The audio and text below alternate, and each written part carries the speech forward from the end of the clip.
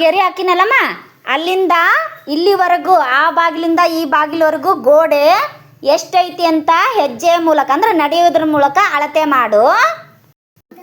ಹ್ಞೂ ಹ್ಞೂ 2 ಹ್ಞೂ 3 ಹ್ಞೂ ಹ್ಞೂ ಹ್ಞೂ ಹ್ಞೂ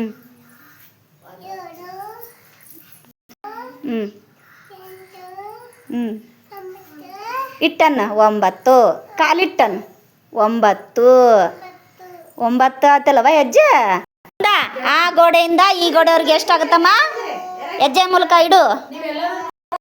ಹಾಂ ಈ ಕಡೆ ಕಾಲು ಮುಂದಿಡು. ಹಾಂ 2 3 4 5 ಮಮ್ಮಿ ನಾ ತೋರಿಸಿದ್ನಲ್ಲ ಹಂಗೆ ಬಾ ಇನ್ನೊಮ್ಮೆ ಸರಿಯಾಗಿ. 1 ಅದಕ್ಕೆ ಹಚ್ಬೇಕು. 3 ಆ ಕಾಲು ಮುಂದಿಡ್ಬೇಕು. ಆ ಕಾಲು ಮುಂದಿಡು. 4